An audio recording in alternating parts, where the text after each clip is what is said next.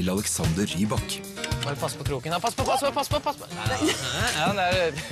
Helt til jeg var sånn 14-15 år, så trodde jeg faktisk at alle andre i livet var statister. Er det noen som har laget et fotoalbum til deg? Ja, det er kanskje litt artig, det.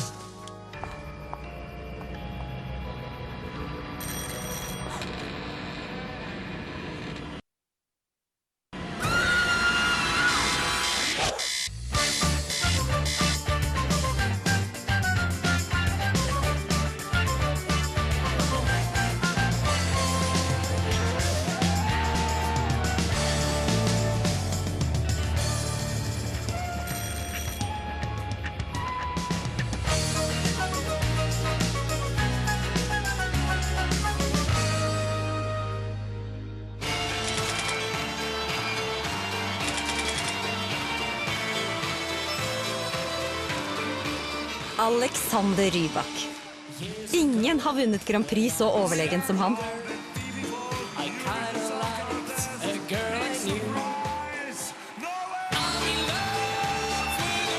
Så plutselig ble han kjendis. Suddenly I'm famous and people know my name. I've got 1,000 girls just waiting and therefore it's a shame that my heart has been captured by... Og etter det har han ikke hatt en rolig dag. Han har vunnet priser.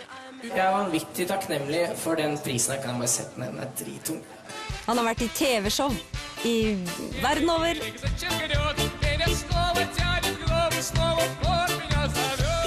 Han har laget musikkvideoer.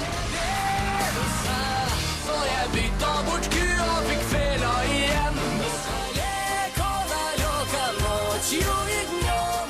Han har spilt i film. Unge mann, du er et veldig godt menneske. Og dubba tegnefilm. Ok, så var det alt. For jeg har et par ting som jeg må... Jepp. Og han har vært i Sverige og danset litt. Men nå har han lovet å ta seg 2 dager fri for å ha meg på besøk. Rybak, Rybak, Rybak. Der, ja. Hei på deg, Kristin. Der er du der. Det er bare å komme inn. Du trenger ikke å stirre så nært inn i kamera. Jeg ser deg godt. Ja. Fjerde etasje. Ok, og så her går dørene opp, så gøy. Hallo? Hallo. Hei. Se der, ja. Ja. Ja, jeg er kjempenervøs nå. Det er første gang jeg har hatt sånn ordentlig besøk. Er det det? Sånn besøk, ja. Sånn overnattingsbesøk? Ja, det er bortsett fra mine aller nærmeste, da. Men det er liksom sånn... Men her føler jeg at du har vel sans for stil og... Plukke støvdotter allerede.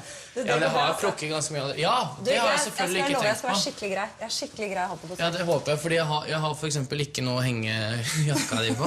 Sånn, det går bra. Men det er Aker Brygge, det er jo et sånn voksent sted å bo. Ja, du synes ikke jeg helt passer inn? Jeg vet ikke. Her er master bedroom. Er det ditt rom? Jeg tenkte jo egentlig ikke du skulle være her så mye. Så jeg har ikke rydda her akkurat. Er det kompisen din? Er det bamsen? Hæ? Hvem er det? Jeg gjemmer den egentlig alltid så godt som mulig, fordi jeg synes den er litt skummel. Den kommer litt... Ja, skjønner du? Men den er veldig løs og ledig. Fordi jeg merker at jeg er så stiv alltid når jeg er på scenen. Og jeg er alltid sånn... Så han er veldig... Ja, men han er sånn inspirasjon. Men du føler at du er litt sånn stiv på scenen? Er det sånn nerver? Nei, altså det er min stil da. Ja. Men jeg vet at noen settinger krever litt mer sånn løs og ledig, sånn som jeg da var med på det showet vi ikke snakker om i Sverige. Skal vi danse? Ja.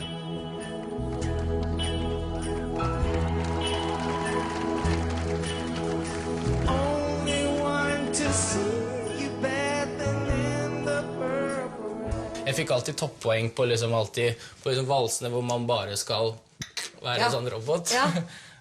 Men skal jeg ha hofter og... Nei, det klarte jeg ikke. Så han er jo... Det er jo kjempebra. Ja. Så han minner deg på om at du skal være litt mer løs og ledig? Ja, den fjerdeplassen, jeg vet ikke om det var når man har en overbevisende uttrykk og overbevisende øyenbryn, ikke sant? Ja.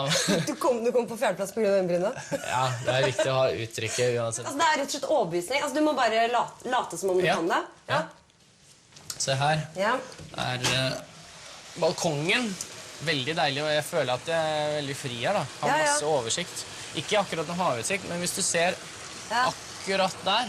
Jeg ser havet.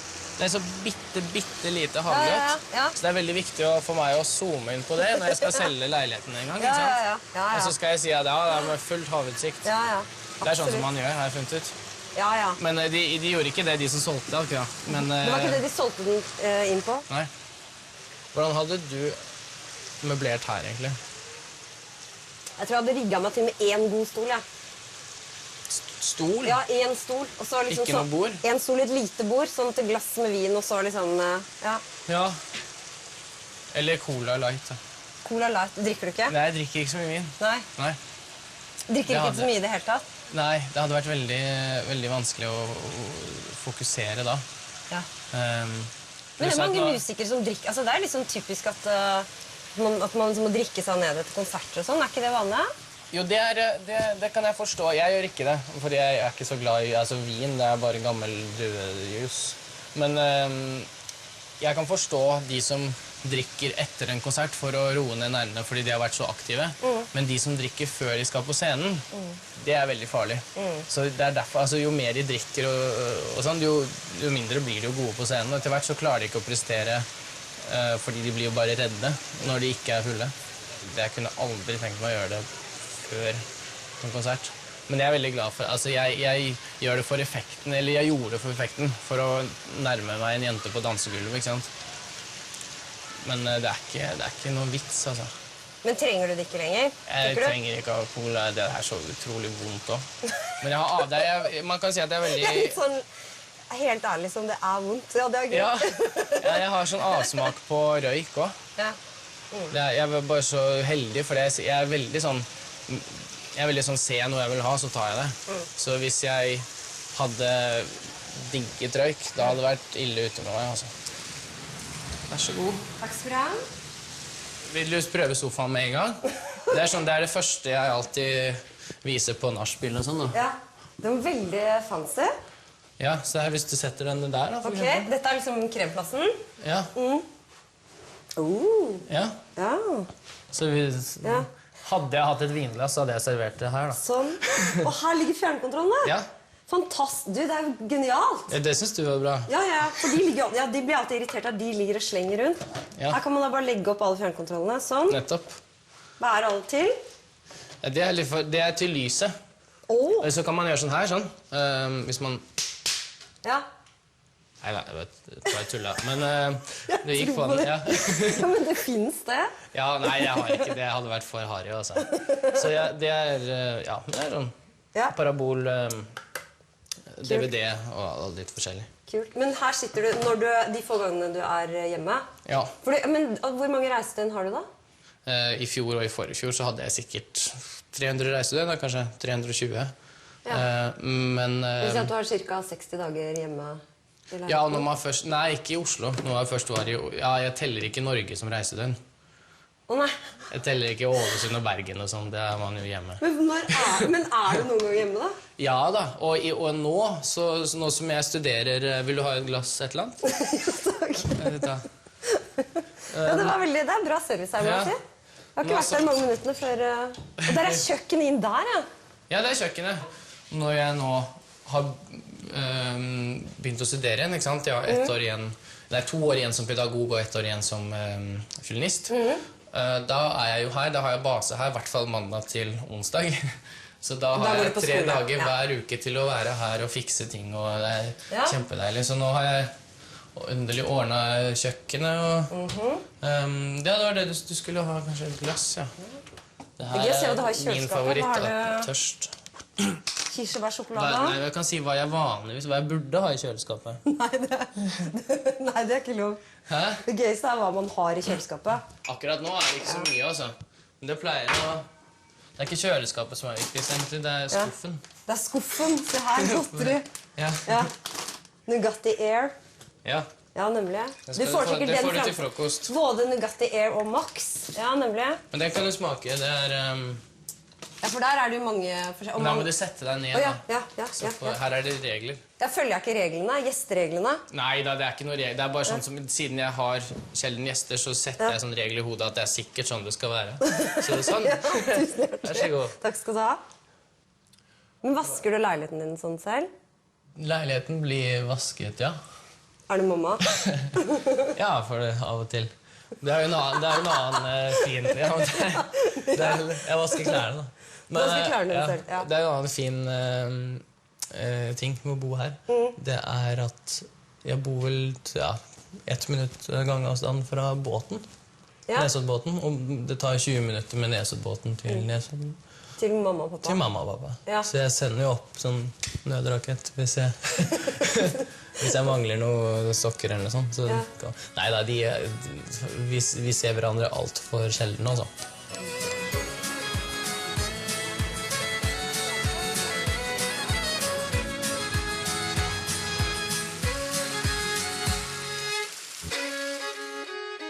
Hvordan begynner du når du skal lage en låt? Det aller første som skjer, er jo et eller annet opp i hodet, at man får en idé, ikke sant? Men det første fysiske jeg gjør, når jeg da er i studio, det er å få ned liksom bare vanlig, det er veldig mye ompa-ompa med meg da. Da begynner jeg veldig ofte med piano, ikke sant? Ja. Hvorfor er det mye ompa-ompa da? Det er så mye driv da. Ja. Du hører liksom den der type And I don't know for sure where this is going still I hope for Ikke sant? I'm in love with a fairy tale Det begynner veldig ofte med liksom det er action og reaction Men Fairytale, hvordan kom du på...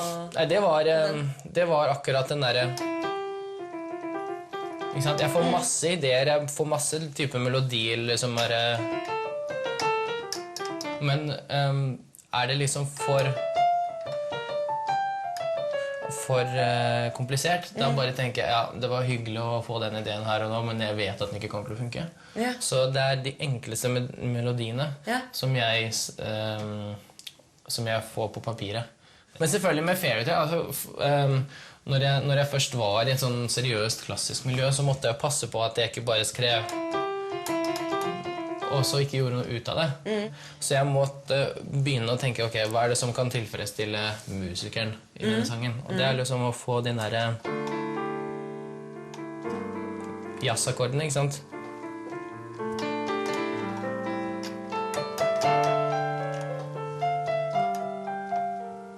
Så selv om man ikke hører alle de liksom det bitte lille krydderet så musikere de hører liksom at her har jobbet liksom ikke sant? Men tenker du så nøye når du lager noe at du tenker sånn det skal være så enkelt og fengende at liksom vanlige folk liker det men samtidig så vil du også liksom imponere litt altså oppskriften på de sangene mine som folk har gitt meg gode tilbakemeldinger på da. Altså Reisen til deg, Thunder to World, Fairytale alle de starter med en utrolig simpel tanke men blir utført komplisert i prosessen og så komprimerer man det til en sånn simpel ball igjen og kaster det ut Men når skjønner du at du har en hit da? Det kan man ikke skjønne, man kan ikke lage en hit Men så når du lagde Fairytale, skjønte du liksom at her skjønte du potensialet i den låta? Ja da, ja, absolutt jeg skjønte at jeg gjorde noe eget for meg i hvert fall så vet man aldri hva folk liker og ikke minst hva som kommer ut til folket, ikke sant? Alle plateselskapene og radiostasjonene sa beklager, men for det første vet vi ikke hvem du er, for det andre så spiller du fiolin, og for det tredje så er det en sånn russisk ompa-ompa-rytme. Ingen av de 3 tingene funker, det har vi matematisk kalkulert. Er det sant? Fikk du beskjed om det i starten? She's a fairy tale, yeah. Det er mange sånn forstå-seg-på-ere som sier at Alex, vi vet hva som er deg, og du må virkelig være deg selv. Og det er sånn å være seg selv, men jeg må jo bestemme hvem meg selv er. Folk sier at du må ikke vike fra det som virkelig du alltid har gjort, og det jo fairytale. Nei, det ikke fairytale. Jeg var en klassisk violinist og komponist, helt til jeg plutselig bare bestemte meg for å melde meg på Grand Prix.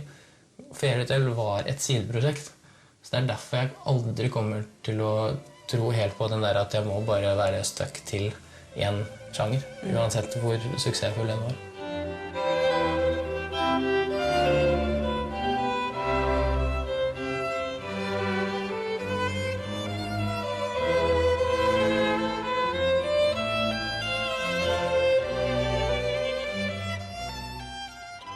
Mange folk i bransjen her sier til meg at Alexander, du har jo liksom, først så skal du for barna, og så det for de gamle, og så det plutselig skal du spille metal, og så du må jo velge en målgruppe.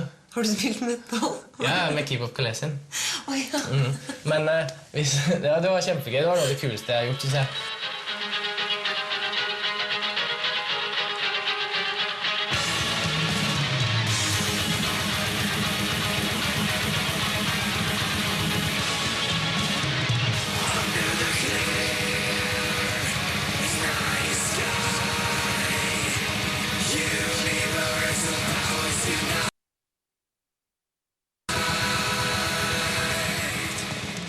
Da jeg hadde lyst til å fortelle gjennom musikk hvor uheldig jeg med damer til vanlig.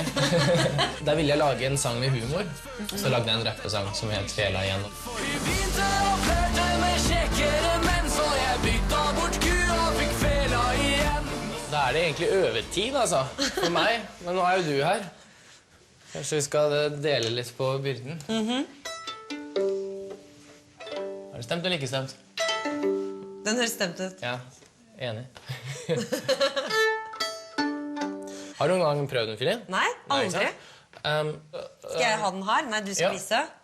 Ja, og så når du har tatt den med deg, Ja. så det sånn som jeg pleier å si til barna, ikke sant? Du leter litt med hodet, Ja. og så tar du, og så gjør helt sånn, ja, ikke sant? Og så så først det sånn nei, ikke sant? Nei. Og så anerkjenner du fiolinen og sier ja. Ok, Da det- dette kjennes veldig rart. Enda mer haken oppå, sånn, ja. Ikke sant? Det skal være litt... Men man skal se bortover der, liksom. Ja, til å begynne med så kan man prøve å få den holdningen, ja. Bare se nå hva som faller naturlig for deg. Sånn. Ja, fint. Bra. Ikke dårlig. Ok. Og så begynner du der oppe. Og så Der. sier du Jeg kan spille fiolin, hør hvor fint det klinger. Bra. Ok.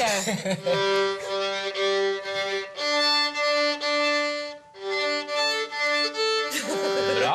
Veldig fint, altså. Det var din første så konsert. grei der. Ja. Hvor mange timer har du øvd, da? Ja, altså, da jeg var liten, så øvde jeg jo 3 timer ish hver dag. Men så til gjengjeld nå så trenger jeg ikke å øve så mye nå. Eller hadde jeg hatt et stort klassisk repertoar, så måtte jeg øve fremdeles 4 timer hver dag, kanskje. 3 timer hver dag når du har barn? Ja. Det mye. Men til gjengjeld så Men sitter det godt inne. Hva Nå var kan din jeg... motivasjon, da? Og hvorfor gjorde du det? Altså, først så trodde jeg jo at alle drev med sånt. Det jo sånn det familien din gjør, det tror du riktig. Altså hvis mamma og pappa hadde jogget rundt i sånn kengurudrakt rundt i hagen, så hadde jeg trodd ja, sånn skal det være, ikke sant? Sånn alle... Så du trodde alle barn satt hjemme og øvde på et instrument 3 timer om dagen? Ja. Så da jeg skjønte at det ikke var tilfellet, Ja. mamma ventet jo på at den tiden skulle komme, og så hun ventet med å gi meg sånn for mye godteri og leketøy og sånn, før jeg innså at jeg blir litt sånn strengt behandlet. Så jeg fikk jo sånn, hva heter det, lørdagspenger? Ja, ukelønn. Ukelønn, ja. Lønn for strevet. Og da begynte jeg å spare opp de 20-30 kronene, ikke sant? I løpet av et år så hadde jeg nok penger til en Nintendo, men den måtte jeg gjemme fra mamma og pappa. Så Er det sant? Du kjøpte den liksom i hemmelighet? Ja. Og spilte i hemmelighet? Ja. Så mamma merket at plutselig en periode så ble jeg veldig mye mindre rutinert på fiolin. Fordi du spilte? Fordi jeg sa at jeg skulle øve, ikke sant? Men så bare... Kan du lære meg noe fra Fairytale? Jeg skal prøve på den. Ja. Det er jo målet, det. For å lære. Ja, ikke sant? Ja, hvis du ser, det er kanskje best at jeg gjør sånn, da. Du begynner med den fingeren der, og så spiller du andre finger.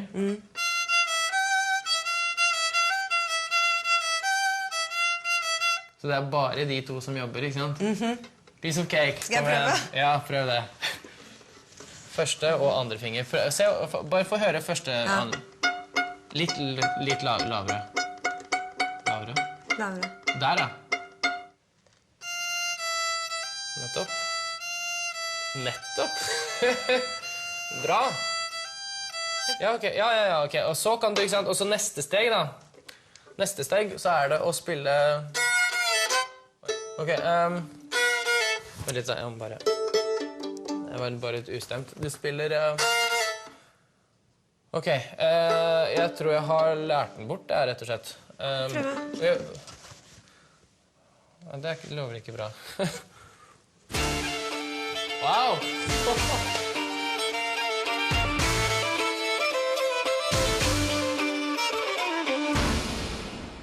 Så skal du gjerne få en seng nå. Her. Vet du, her er det nyvaska sånn. Oi, ferdig. Så bra.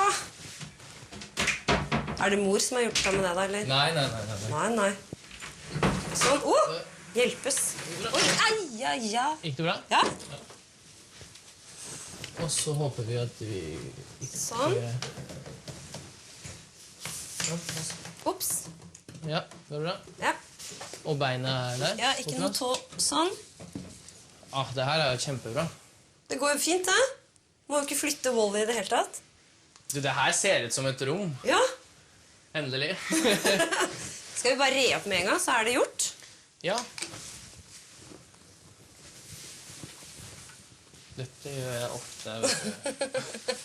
Jeg har gjort mange ganger før. Så bra. Voilà. Ja, Her. håper det er greit. Det ser veldig fint Hvordan er ut. pyjamasen din? Den er lyseblå, faktisk. Ja, det så det ser er du. full match. Ja. Jeg visste det, ikke spør meg hvordan. Far from the place where I'm writing the song, there is a girl to whom my heart belongs. She doesn't know that I'm thinking. Har du tannkrem? Ja. Vær så For god. Her. det har ikke jeg. Har du ikke noe? Du bare gidder ikke gå og hente den. Nei. Bare sier det som det er. Ser du på TV-serier, Adrian? Ja. Hvordan? Magen. Armehanger? Hva så dårlig? Varmen er bra. Ja. Jeg har lyst til å være Don Draper. Du vil selvfølgelig være Don Draper.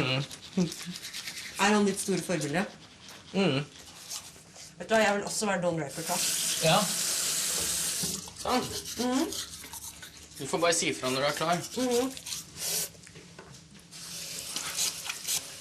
Enten så kommer det til å ødelegge alt, eller så hjelper det på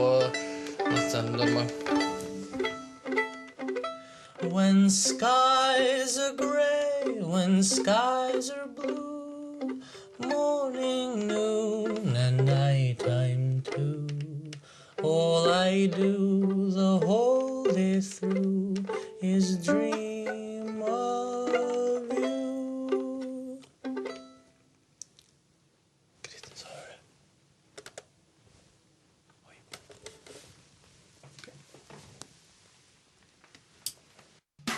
Helt til jeg var sånn 14-15 år, så trodde jeg faktisk at alle andre i livet var statister. Nei, kødder du? Den døde. Hæ? Er det noen som har laget et fotoalbum til deg? Ja, det er kanskje litt artig, det.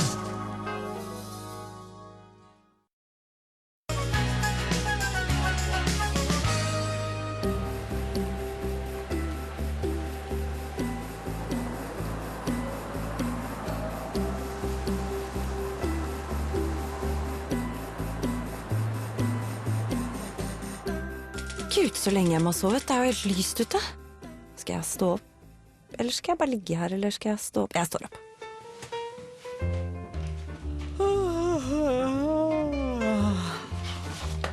Te eller kaffe? Den koppen. Eller den koppen. Skal vi se. Da, nei. Den, nei. Så, ja. Sånn. Kom igjen. Er du våken? Ja, jeg helt våken. Den over 11, altså. Jeg lover. Fy søren, må du skru på det lyset? Jeg har en kopp te til deg. Vær så god. Takk. En kopp med grønn te, var det riktig? Ja, Jeg tenkte deilig. at du ikke var sånn kaffemann. Nei, det er første gang jeg får i meg en væske før 2:00, egentlig. På dagen. Det er kjempebra. Men du, hvordan var du som barn? Jeg tror jeg var veldig egoistisk. Tenk meg nå, ikke sant, så forestiller jeg meg 10 ganger det jeg er nå. Jeg tror jeg var kjempeegoistisk. Jeg trodde, helt til jeg var sånn 14-15 år, så trodde jeg faktisk at alle andre i livet var statister. Rundt deg? Ja. Så noen som hadde kjærlighetssorg og sånn. Så tenkte jeg, ja, må vi egentlig snakke om det da? Det har ingenting med meg å gjøre. Og jeg er så glad for at jeg har fått enten et slag i trynet eller skikkelig kjeftesmell, eller at folk har gitt meg liksom, the silent treatment, ikke sant? At bare ikke snakket med meg en dag etter at jeg har sagt noe dumt. Jeg er så glad for at jeg fikk de reaksjonene fra folk. For jeg tror at alle er sånn superegoister i en periode. Og så når man først er ferdig med den perioden, jeg liker å tro at jeg er det da, så beholder man alltid en liten del av den egoisten i seg, men da må man liksom holde dyret i seg liksom, og slippe det på riktige måter. Du flyttet til Norge når du var... Det var vel 5-6 år da jeg flyttet til Norge. Ja, nemlig. Kan du huske noe fra når du bodde i Hviterussland da? Jeg har noen sånne vage minner. Jeg var jo født rett ved Tsjernobyl.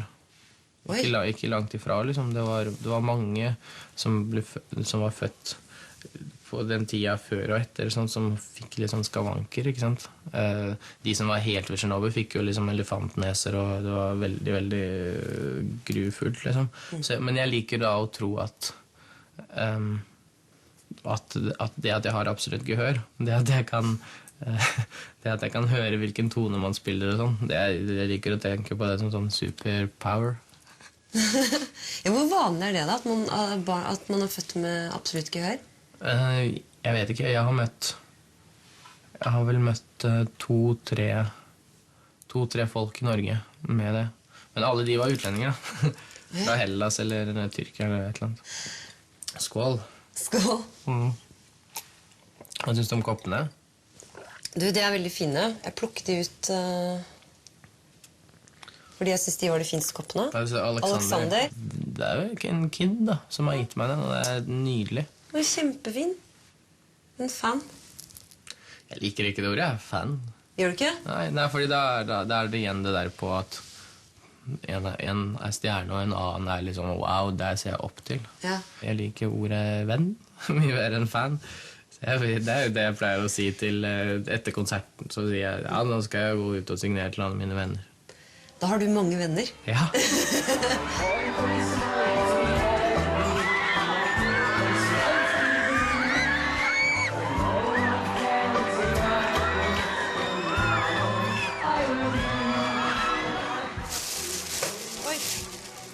Alt som er av fanposter som kommer jo enten til Kjell Arild, til kontoret, eller til foreldre. Altså, mamma og pappa får sånn 8-10 brev hver dag, og han får 5 brev hver dag, kanskje.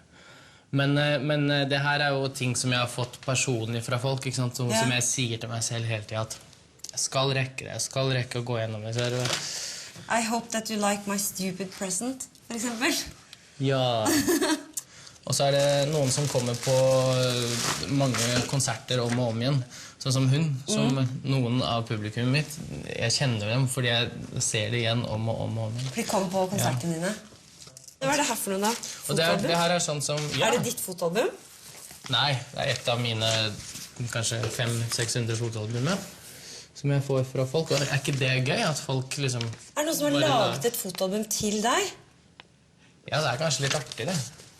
Jeg tar jo sånne ting for gitt etter hvert. Men hvor har de fått tak i disse bildene da?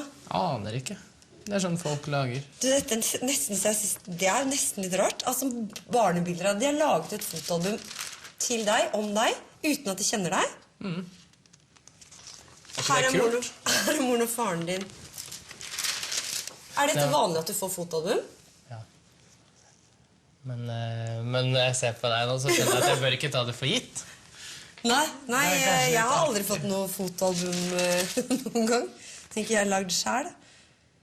Fantastisk. Her, det her, Ja. du. Dette er veldig gøy.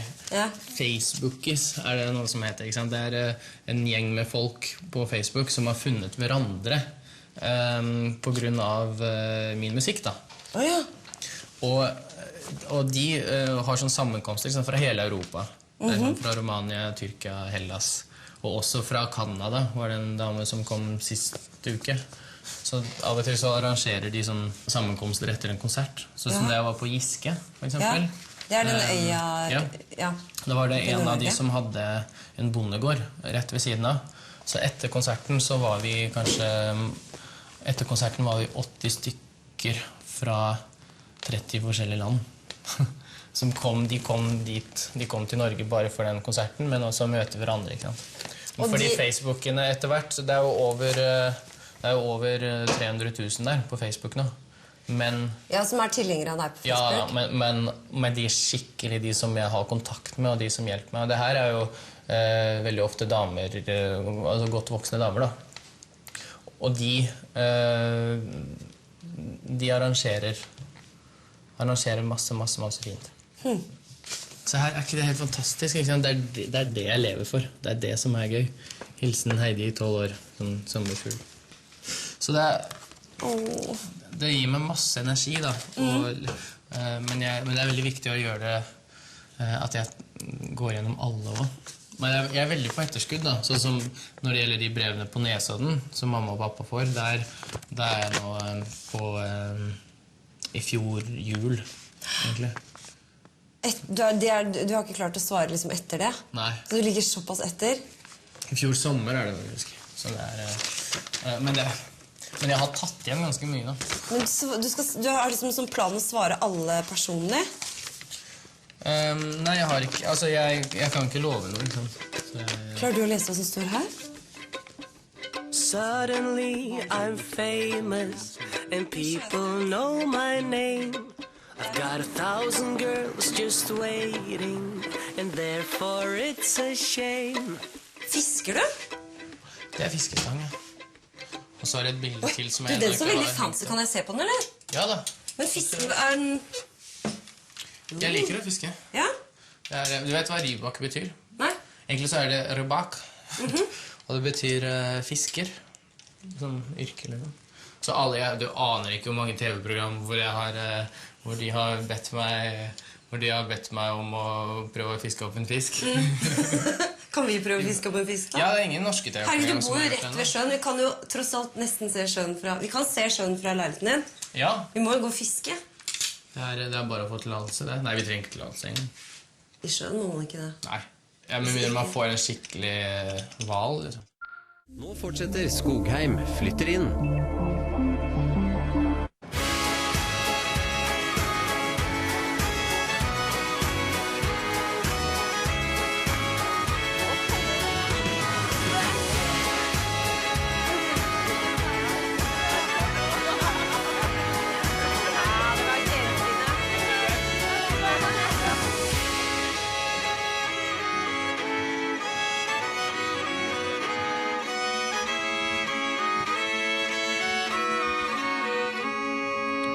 Kan kanskje her, eller? Her? Ja. Ja. Heldig med Vi må været, sitte altså. på... Jeg har de her, ja. Veldig sjelden jeg snakker om været, jeg lover. Bare akkurat Veldig når sjelden. jeg først er ute. Ja. Når jeg endelig ikke er på bussen eller på Boratue, eller... Ja. Så er det deilig at det er... Skal vi se. Det er fint vær. Ja. Er det noe norsk også? Snakk om været? Hæ? Jeg snakker om været. Er det liksom... Nei, været finnes overalt i verden, vet du. Du, hva gjør med den her? Jeg skal liksom bare... Den var fancy. Jøss. Ja. Ja. Nei, men...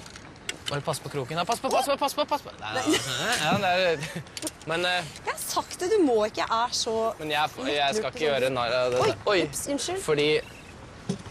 Men hvordan er dette nå? Nå skal vi ha en snøre ut gjennom her. Nei, vent litt da, du holder kanskje med den her. Skal vi se, og så har vi en nå sånn krok skal her. du få se den største pysen i hele verden nå. Ja. Ja. Å, fy søren, altså, det er det verste jeg vet. Hva da? Ja, pluss at her må man gjøre det, her må man gjøre det manuelt. Se her, se sånn den dingler. Ja. Åh. Synes du de er ekle? Ja, særlig når det gjelder fingre, ikke sant? Ja, du er redd Det er for ikke så fingrene farlig om dine. jeg får noe å gjøre, men fy søren om jeg får en i fingrene. Liksom. Ja. Ja, det er du liksom- flink til å knyte? Jeg vet ikke, ja... Pass på. Men ja, for da, hvis du får en rift i fingeren, så er du arbeidsledig i noen uker? Er det det? Ja, ja. Trippel Dette er kjerringknut er det her. Det finnes ikke noe bedre. Ja, men nå er det fint. Ja. Sånn. Nettopp. Her er din krok. Og så tror jeg at... Å, så gøy! Så tror jeg at den her, når du slipper den opp, der skjer det, ikke sant? Da er den fri. Da er den fri. Så da holder du den sånn. Ja. Du slipper den opp bitte litt. Og så... Ok, må jeg prøve å late som jeg... Og så tar du og... Mens du kaster den, ikke sant? Med fingeren, altså, se da, Ja. du slipper den akkurat når du... Ja. Nå gjorde Men jeg den. mistet du den sveiva? Ja da. Oi, det gjorde jeg faktisk. Jeg gjorde en sånn, kjørte en light-versjon nå da.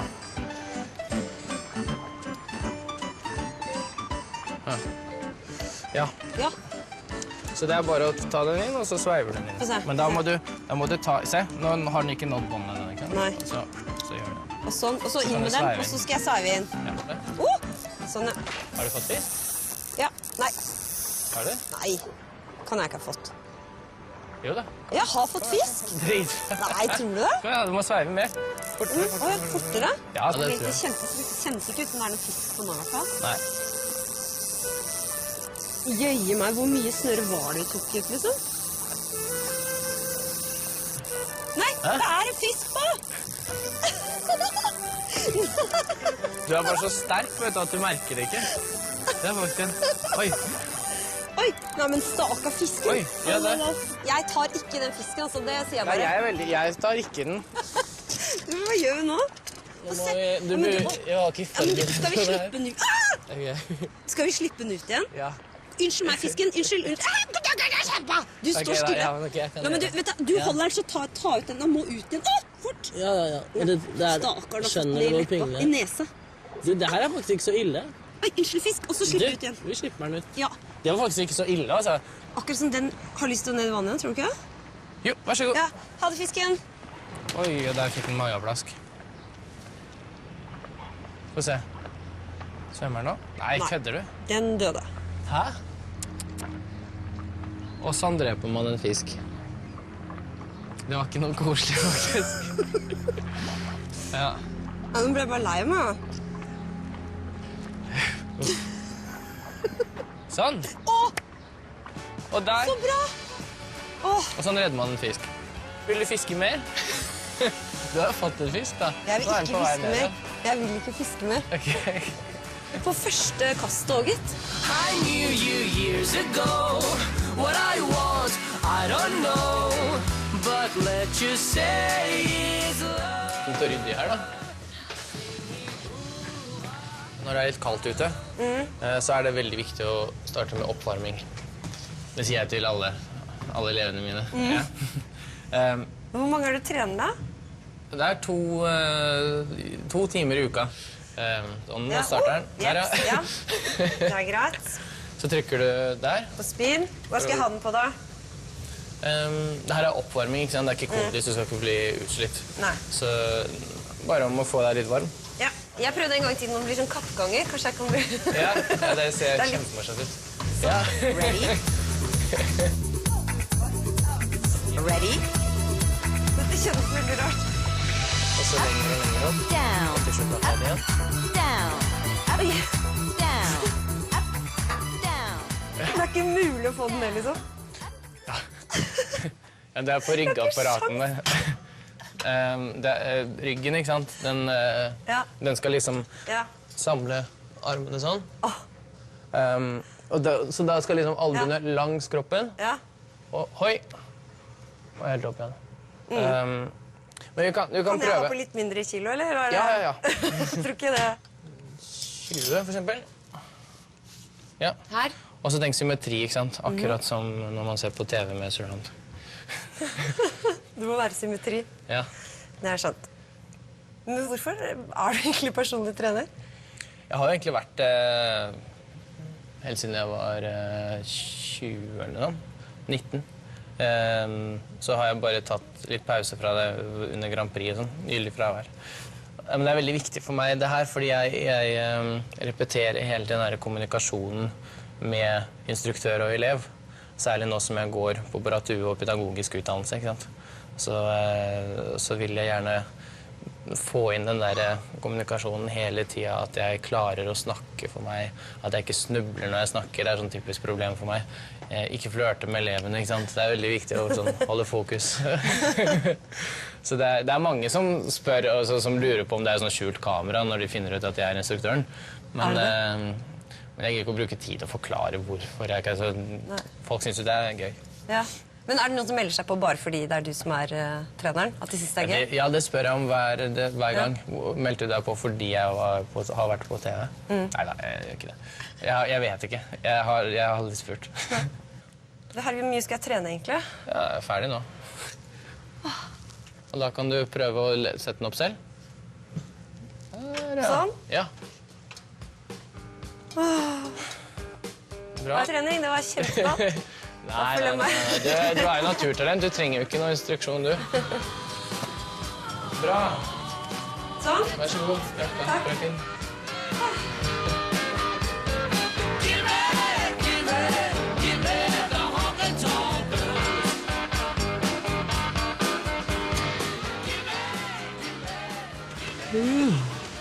Er du trøtt? Hæ? Er det slitsomt å ha den på besøk? Absolutt ikke. Nei, det er deilig, det. Jeg prøver å bli så flink jeg kan med å forstå kvinnen. Med å forstå kvinnen? Jeg føler at du øver deg litt på meg. Øvelser mest av hele livet er en skole, altså. Er kvinner vanskelig å forstå? Ja, men det skal jo være sånn, da. Den dagen vi klarer å forstå dere, da er det game over, liksom. Det er morsomt å hele tiden å være i prosessen. Men jeg mener jo at det tar en livstid å forstå én jente, liksom.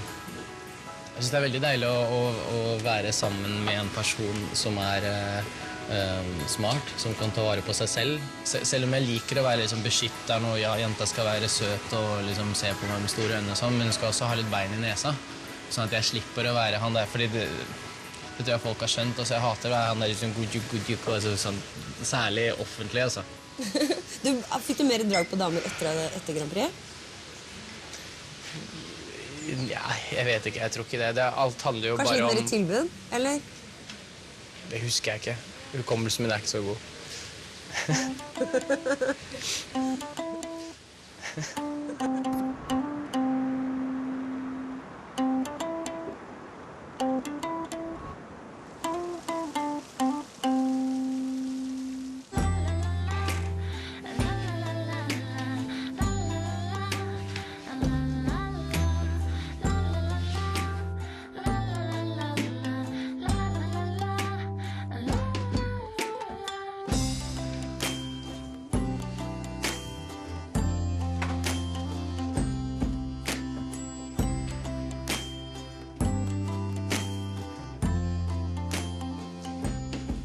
Alexander? Ja. Drar du nå, ja? Nå drar jeg. Ja, vel? Ja. Det var veldig, veldig hyggelig å være her. Ja, var det det? Ja, Gøy å vise fra min verden. Jeg pleier ikke å få nye mennesker så tett innpå meg. Nei. Jeg pleier å være for meg selv, jeg, min lille hule. Så det Men synes du var det har gøy. vært litt intenst, eller har det gått greit? Det var veldig gøy. Nei, jeg er intens hele veien. Det har vært veldig fint, altså. Ja, nå vet du hvor jeg bor. Ja. Bare å komme på besøk igjen. Ja. Husker du hvordan man kommer ned nå? Til heisen. Sånn. Det er service at du følger meg til heisen. Ja, så får du ta verdens Det er raskeste gentleman. heis. Ja. Men bare forsiktig, ja. Forsiktig, passe deg for vakthundene nede. Nei, men det var gøy igjen å ha deg på besøk.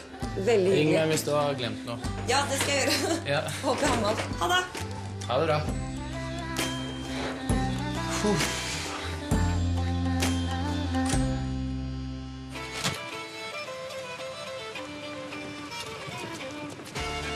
Gud, så skjønn Alexander er. Han er helt eventyrlig. Kanskje jeg er blitt litt forelsket.